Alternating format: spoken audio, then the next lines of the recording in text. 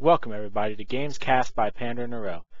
If you wish to see more commented games, please follow my YouTube and Twitch pages below. Welcome everyone to this ranked game. On the blue team, you see a Vi in the jungle, Soraka Ezreal down bottom, Riven up top, and a Morgana in the mid. For the red team, we have a Cho'Gath. Looks like, I think it's going to be in the middle lane. We have a Hecarim up top, Corki and Taric down bottom, and a Nocturne in the jungle. Two interesting choices here are we do see a Morgana actually taking up that mid lane. I've not seen a Morgana mid lane since the Season 3 patch, as she just doesn't have the damage a lot of the other mid laners have. Though she is running teleport, same thing with Hecarim on the red side. And that should be really interesting with one character on each team with teleport to jump in these fights, and also Nocturne with his jump and ultimate will be able to really inflict some damage here. As up top, Riven does gain a kill onto Nocturne as he dived just a little too far. And down bottom, Ezreal has picked up Corki as we join in at the 4-minute mark of this ranked game. Looks like Morgana is going to just push out this mid lane, as Cho'Gath is going to just farm up the jungle while the mid lane is pushed. It's a pretty good move, though it really is going to starve Nocturne, and Nocturne needs to hit 6 quickly. Though that dive up top was just ill-advised. You never want to dive early in the game unless you really have a big advantage. Look up to top, Riven's jumping on Hecarim, and Hecarim is in for a bit of trouble, but he just runs away. Looks like Ezreal has not gone back and then started with the Doran's Blade. It's an interesting choice, but I do like it with Soraka, as Soraka will be able to keep him nice and healthy, especially against the Taric Corki lane. The armor buff by Soraka will basically counter out their massive armor shred. Looks like we are going to have Cho'Gath just continuing to farm. Will he actually go for the steal on anything? I don't believe so. Riven has picked up double buffs up top. It's going to be a real tear. We do see a Vi in the jungle. She is maxing out the excessive force first. It is probably one of the best abilities to max out in the jungle, as it just allows you to clear the camps pretty quickly, as it is a fairly cheap AoE ability. It looks like Hecarim up top will be getting some nice levels off that buff, and he will be able to come back into this game, though he is down rather hard. And the blue team just has advantages everywhere this game, as every single one of their lanes, with the exception of mid lane, is winning very significantly. Though here comes V for the gank, and it does knock Cho'Gath back. Binding lands, and this should be a dead Cho'Gath. Nice use of the black shield there to prevent the rupture landing. And that is another kill for the blue team. And this is a pretty harsh snowball, as I'm not sure what the red team's game plan is going to be, other than it looks like a Nocturne gank down bottom. Looks like Taric's coming up, giving away the gank pretty early, and he does throw out the stun. Nocturne wisely just kind of running it back, and he will get the fear up, but the fear is not a good one. And this might not even be a single kill for that gank. Morgana has teleported down, and she will be able to pick up Corki and Taric with a third kill going to the blue team. And ouch, to say the least. This is not going well for the red team. They do pick up one kill throughout that, but picking up a Soraka 4-3 is not what you want to see. That was an excellent use of teleport there. Waiting for the fight to really start, and coming in from behind where they least expect you. Especially now that Morgana's 6, that ultimate does ridiculous amounts of damage and crowd control. Looks like Soraka is going for an early Aegis of the Legion, which I definitely agree with, considering her team wants to fight early, and they have a nice advantage. They can really snowball in the mid-game if she picks that up. Riven has picked up Cloth Armor and the Brutalizer. We do see Vi going for the early Mercury Treads. Looks like Ezreal has not gone back yet, though he's waiting for the BF sword. There he goes and picks that up. Morgana has picked up the double Doran's Blades and Sorcerer's Shoes. Cho'Gath picking up the Catalyst, likely to go for a Rod of Ages. We do have Nocturne finishing off his Maladrin's Razor. We have up top with Hecarim picking up a lot of armor, and the Chain Vest and Cloth Armor in addition to boots. Corki going Vampiric Scepter along with the Crystallite Flask, and we have a Taric with a Philosopher's Stone and a few wards. It should be a bit of a farm off for the red team at this point, as they really just need to farm and not engage things. But here comes V coming in there with a nice ultimate on Cho'Gath, and the binding connects. But Cho'Gath is pretty healthy. Will he be able to go down here? He should, just barely, thanks to a really terrible fear, and Riven jumping in from behind. Looks like Nocturne will be going down as well, thanks to a big ganking power of Riven coming in from that backside. That Cho'Gath just did not stand a chance, and he got a little unlucky as that fear was really in the worst possible way it could go. Sending Vi right back in towards Cho'Gath. And, this is just looking really terrible. I can't state how terrible it's looking. Looks like Corki's going to try and save this middle tower. But he does wisely dodge that Morgana binding, and there will be a jump on there, but no, there is no stun by Taric. And that means Morgana will get away. Corki needed to use a phosphorus bomb there to break the black shield, but he just didn't have it available. Looks like Vi's going to go take this red buff and get very low while doing so, but I'm still surprised Corki and Taric have rotated. Unless they're going to send Cho'Gath to bottom lane, which honestly wouldn't be a terrible decision at that point, because this Corki is not getting anything done down there. He's sitting at 39 CS to Ezreal's 71. Man, the only lane that's really doing anything is the mid lane, and that's still down 2 kills and a multitude of assists. Looks like Riven up top is going to be putting some good pressure on this Hecarim. This Hecarim does not have an escape, with the exception of his ult, but you really don't want to burn his ultimate on escape. It has an incredibly long cooldown. So Riven is just going to keep trading damage up here, and as long as Riven can keep trading, it's a big win for her. Looks like Nocturne has popped his ultimate and jumps in on Riven. Riven does flash away. Though Nocturne wisely holds his fear and pops the exhaust, this means Nocturne will be able to get out okay. And Riven might actually live here. Has she popped the second part of her ultimate? Yes, I believe she has. So she is just going to back up, and she will be okay here. A 2-man gank turns out poorly for the 2. That's pretty terrible. I'm not sure what else to say about it. There are not words to describe how badly this game is going for the red team. They're down 4,000 gold. They're lane swapping to put Cho'Gath down bottom. Looks like Vi's going to be diving the tower and does take down Nocturne, but it's going to cost her life. Not worth it, as Nocturne was 0-4 at that point. Nocturne does pick up a kill and is worth gold again. It's not going to help him get back in the game very much. Looks like Taric is going to land the stun nicely, waiting for that black shield, and Morgana will go down here. Very nice patience there by Taric. Just waiting for that black shield to go down. Hecarim popping the ultimate up top on the Riven. Riven should be okay if she gets her jump back. Yes, she does get the dash back and gets away. Cho'Gath getting almost completely zoned out of this lane. He is only level 8 now, tied with a dual lane, which is not where you want to see it, your solo mid. And his gold is pretty poor at this moment. Looks like Nocturne's trying to get something done, but Nocturne just can't make anything happen at this point. His team really is just down everywhere, and none of his lanes had enough strength to do anything. Looks like we are going to see Taric coming in, and this will be a dead Soraka. Oh, Soraka does flash away, and beautiful use of the exhaust there. Cho'Gath is going to feast on Ezreal, but the ultimate by Soraka comes out and saves everyone. Soraka might be go down here to Nocturne or Corki, but will Ezreal be able to take a kill on the back end? No, as that is a double kill for Corki, and that's exactly what they needed. As Corki has a chance to carry this game if it goes on long enough. But he is in a real bad shape at the moment, down 35 CS, though about even on kills. The problem is that 30 CS is big, and the rest of the lanes are doing nothing, quite honestly. Riven is up 20 CS and 3 kills on Hecarim up here.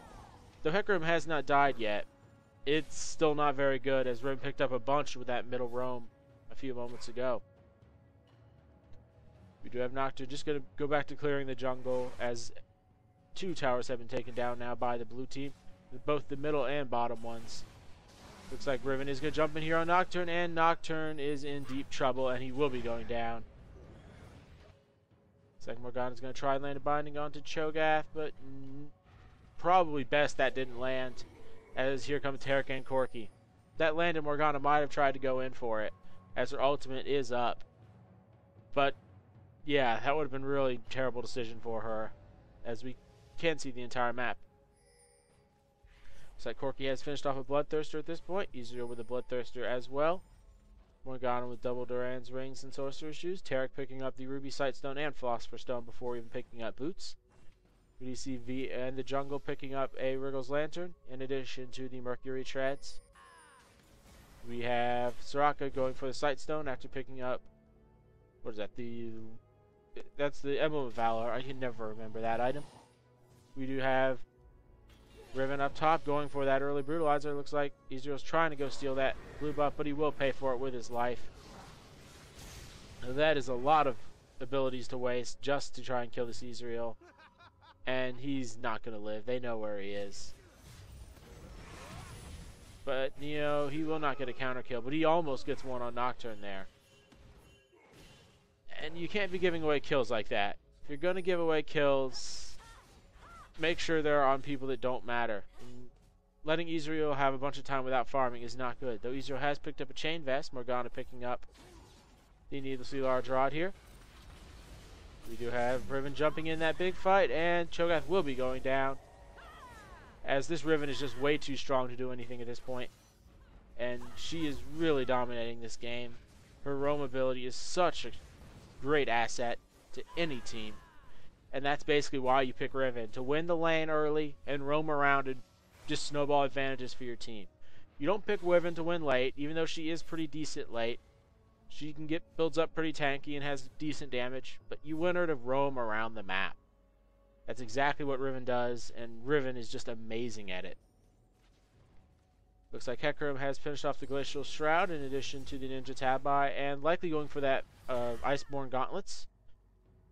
We do have Nocturne finishing off his Wriggle's Lantern and going for the Brutalizer next. Riven is in a lot of trouble here as she does get jumped on after not picking up the red buff. And that's just a bunch of damage there. Nothing more than Riven being a little too greedy. Not pulling it all the way back to make sure you're safe, and just taking it in the bush. Cho'Gath has almost finished off his Rod of Ages. Bloodthirster up on Corki. And at this point, we do have a Brutalizer on Riven, and she looks like she's going for the Last Whisper. As I can definitely agree with that. There's going to be a lot of armor coming out from the red team, especially with Taric. Though despite having a 5-kill lead, and 2-tower lead, and basically farm advantage everywhere, the blue team's only up 5,000 gold. That's not a ridiculous amount of gold for this point, even though it does seem like a lot. Their comp has to win fairly early, as Soraka isn't that great late game. She does have a good bit of healing, but it's not that great. Her cooldowns are just a little too long.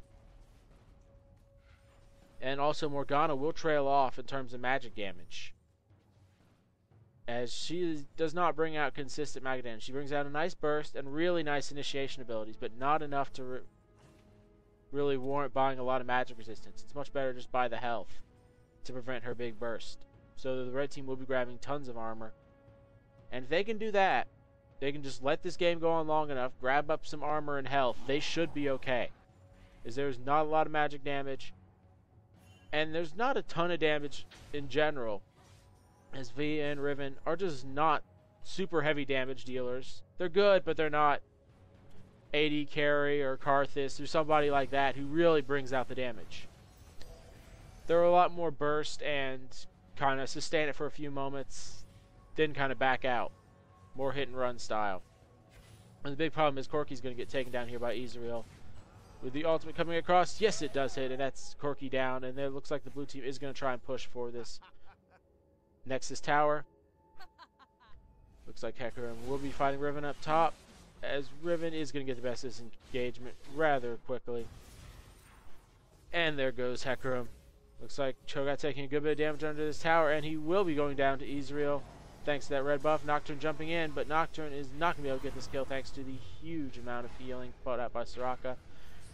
Taric does jump in there, and Ezreal shifts away, and Ezreal will live, picking off the ace with Soraka stealing that kill. And that is trouble. That's the one thing you couldn't have happen, is give up these early inhibitors, which means the blue team can just go take your entire jungle, prevent you, but essentially an entire lane from farming. It is pretty annoying to see that happen.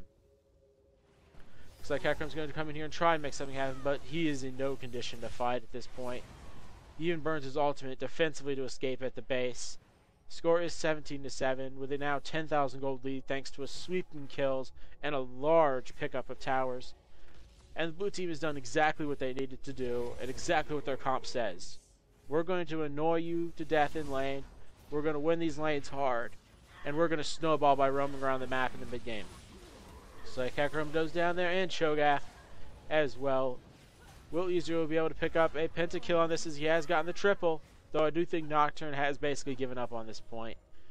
And that should be a good game after the blue team recalls back and heals,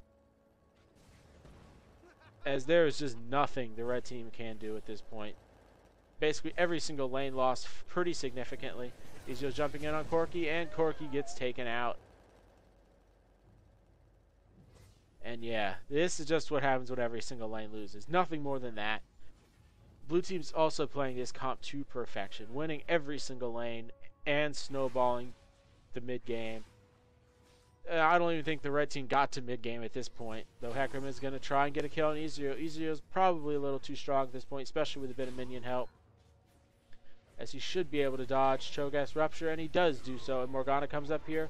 She will pop the ultimate just to make sure Cho'Gath doesn't get the kill on Ezreal. Nice use of teleport there. That's exactly what I was saying at the beginning of the game. Morgana can just teleport behind the enemy team. She's in perfect position for her ultimate, as it's really hard to dodge a Morgana ultimate when she comes from behind. It's easy when you see it coming, but if you don't, like in the heat of a battle when she teleports in, that's how you play Morgana really nice, just like this one here. It looks like V is going for the Trinity Force, as we do see the Phage and Sheen picked up. Aegis of the Legion and Ruby Sight sewn up on Soraka. We do have Riven finishing off a Brutalizer, Last Whisper, and the Black Cleaver. Ezreal has completed his, looks like he's going for the Last Whisper and the Black Cleaver, and has completed the Iceborne Gauntlets. We do have Soraka and Morgana taking up a good bit of damage, as Morgana went to go steal that blue buff, but there's no chance Corki's going to defend this, as Corki is basically taking true damage from all that magic, and it's pretty terrible as Ezreal goes in and steals yet another kill. V jumping in here on Nocturne, and Nocturne is in a bit of trouble, though he does have exhaust, and Riven's going to clean up. I expect a surrender vote to come out soon, as there's just nothing this red team can do at this point. Every single lane, one of their lanes lost very heavily, and there's the surrender vote. Final score 26-7 with a 13,000 gold lead for the blue team. We're not going to dwell on this game too much. That was just a really nice snowball game. And that's what happens when you pick early game characters. And also that's the reason why people love solo queue early game characters, because you can win your lane, and then you can start roaming around and picking up kills after kill after kill. Especially when you look at people like that Ezreal, who stole a bunch, and Riven sitting at 7-1-4 with a ridiculous amount of gold. That's just how you win a solo queue game playing early. But the only problem with that is it can backfire pretty hard, but this game it didn't. It worked to perfection. Thank you for watching Games Cast by PanderNyrl. If you wish to see more, follow my YouTube and Twitch pages below.